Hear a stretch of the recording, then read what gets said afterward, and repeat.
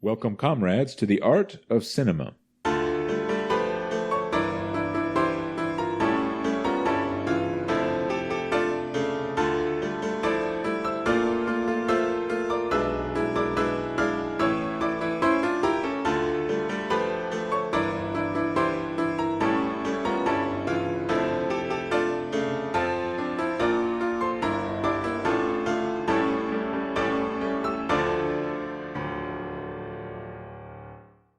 I am Colonel T, and with me, as always, is our glorious leader, General Secretary F, here with another episode of your favorite mandatory re-education program, The Art of Cinema.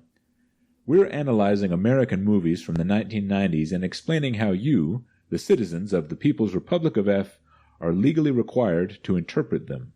We're here to help you, the people, draw the correct lessons from these movies, so as to further instill revolutionary consciousness within you. Yes, sir.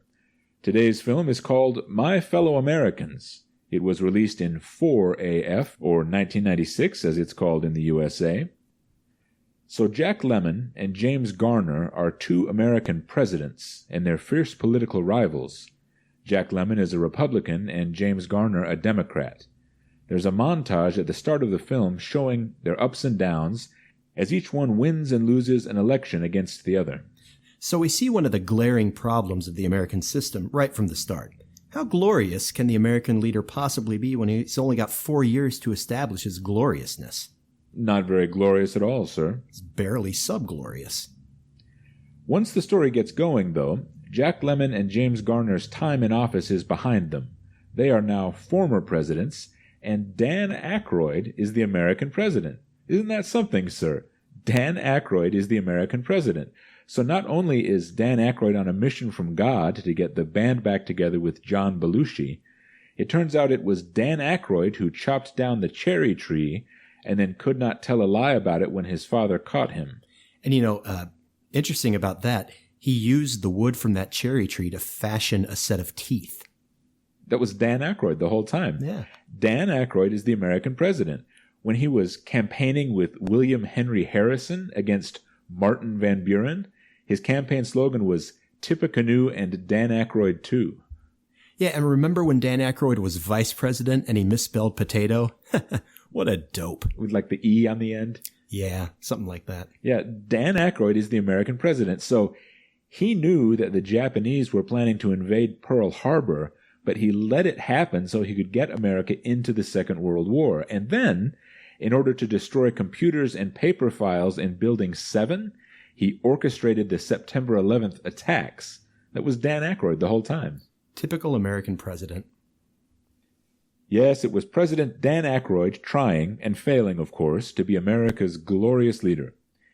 And in My Fellow Americans, John Hurd is Dan Aykroyd's vice president. And Vice President Hurd is an idiot. I believe also modeled on Dan Quayle. Vice President Hurd is a funny character. He's the comic relief. I loved Vice President Hurd in Sharknado. Jack Lemmon and James Garner are at low points in their lives as ex-presidents. Jack Lemmon is a businessman-type Republican, so now that he's out of office, he capitalizes on his fame. He hires himself out at corporate events and so forth. James Garner, on the other hand, is writing a memoir of his time in office, mostly because he's so bored he doesn't know what else to do with himself. James Garner is also the Washington love machine, as Jack Lemmon puts it, having affairs and one-night stands everywhere he goes, and he's getting divorced as a result. So James Garner is like James Bond. All the women say yes to him. You see, sir, in the capitalist system, 99% of the men are hopeless when it comes to women. So in America, for example, a man has to ask 8 or 10 women to meet him for coffee before he'll even get one to say yes to that. But then there's that 1% of American guys out there who are exactly what the women are looking for, and in this movie, that's James Garner. Yeah, that's because in the capitalist system, James Bond and James Garner have seized the means of reproduction. But in the People's Republic of F, I, your glorious leader, have wrested control of the means of reproduction away from James Garner and have redistributed its fruits amongst the people so that all men in the PRF are equally attractive to the women. That's glorious indeed, sir. well, okay, all the men at the PRF are equally attractive to the women as long as they're not up against me. Let's be honest. Let me be frank.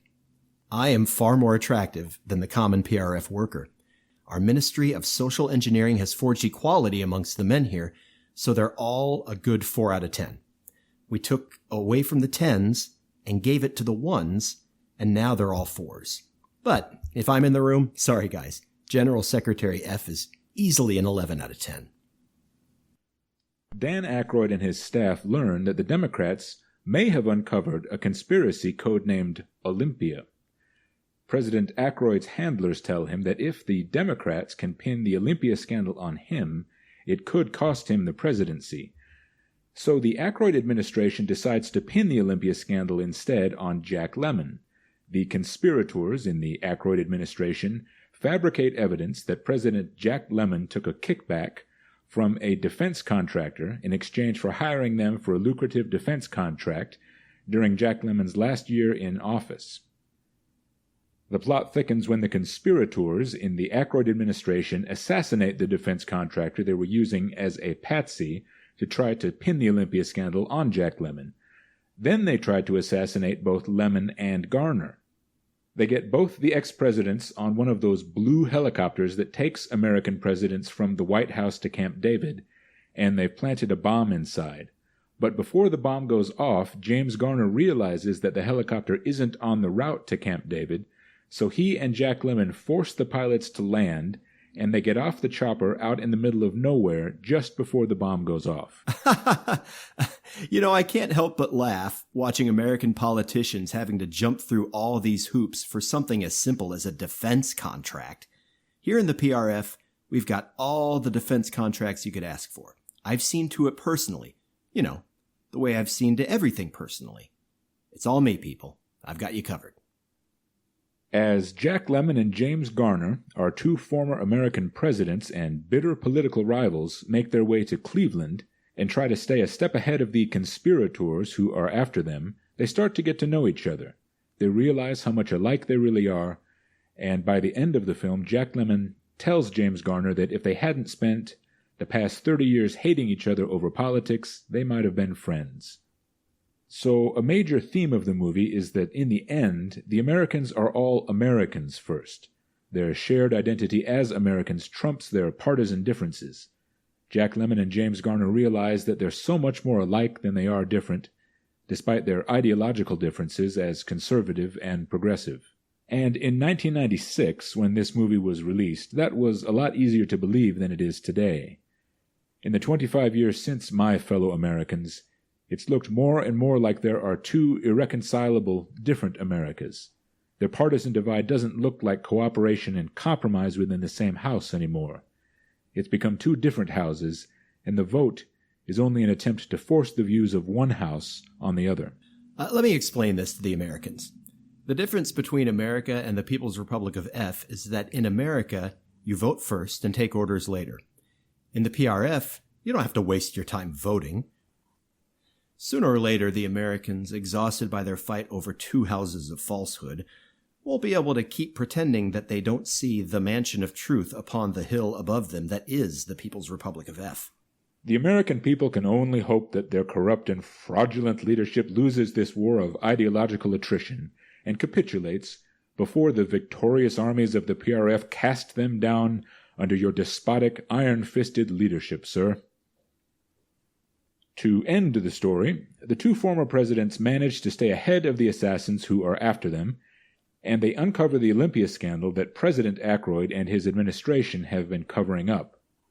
President Aykroyd ends up resigning in disgrace, and then it turns out his idiot vice president, John Hurd, was the one behind the attempt to assassinate Presidents Lemmon and Garner. So they uncover his role in the conspiracy, and then, at the end, Jack Lemmon and James Garner decide to campaign together as president and vice president. Another American election, another hollow, empty promise, sir. It all comes down to ignorance.